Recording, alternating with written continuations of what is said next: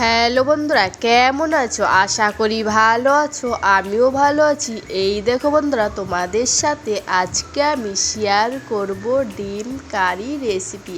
একদম দোকানের মতনই কিভাবে রান্না করবে সেটাই তোমাদের সাথে শেয়ার করছি। এখানে নিয়েছি আমি হাঁসের ডিম। তোমরা চাইলে যে কোনো ডিম দিয়ে এটা করতে পারবে। আর ডিমগুলো আমি সেদ্ধ করে চোখগুলো ছাড়িয়ে নিয়েছি। আর দেখো দু সাইডে এরকম লম্বা লম্বা করে কেটে নিয়েছি যাতে মশলাগুলো ভিতরে যায়।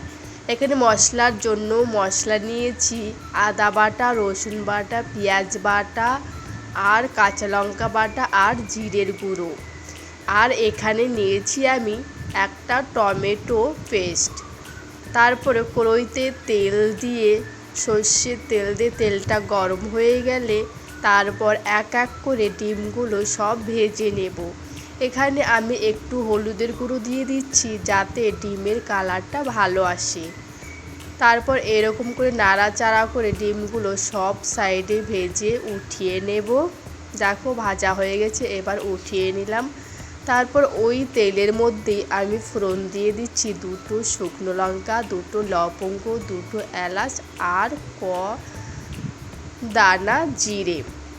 এগুলো দিয়ে তারপর সব মশলাগুলো এর মধ্যে দিয়ে ভালো করে নাড়াচাড়া করে নিচ্ছি। তারপর স্বাদ মতো নুন, হলুদ দিয়ে টমেটো পেস্টও দিয়ে দিচ্ছি। এগুলো সব একসঙ্গে ভালো করে মশলাটা কষিয়ে নেব।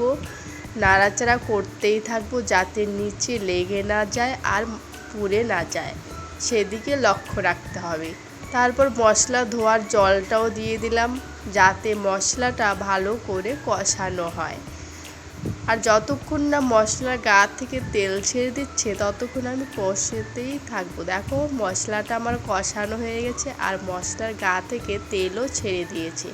এই পর্যায়ে আমরা বুঝবো মশলাটা একদম পারফেক্টলি কষানো হয়ে গেছে। তারপর এখানে নাড়াচাড়া করে আবারও কিছু পরিমাণ জল দিয়ে দেব। খুবই সামান্য জল দেবো, যেহেতু এটা আমি ডিম কারি বানাচ্ছি সেজন্য খুবই সামান্য জল দিয়ে দিলাম। তারপর ডিমগুলো দিয়ে একটা ঢাকনা দিয়ে ঢেকে দিলাম।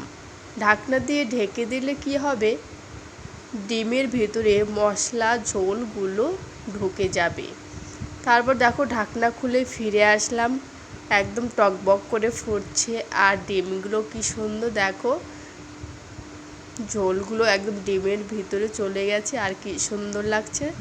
আবারও কিছুক্ষণ বাদে ফিরে আসলাম, এইভাবে রেখে দিয়েছিলাম গ্যাসের ফ্লেমটা একদম হাইতে রেখে। তারপর ফিরে আসলাম, তারপর 1 চামচ আমি গরম মশলা দিয়ে এবার নামিয়ে নেব।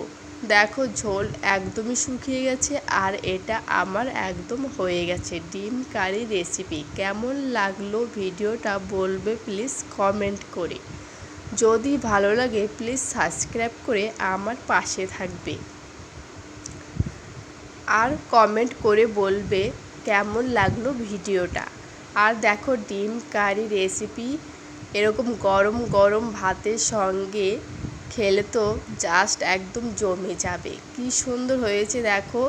আর আমি যেহেতু আমাদের বাড়ির হাঁসের ডিমের তৈরি করেছি, খুবই ভালো।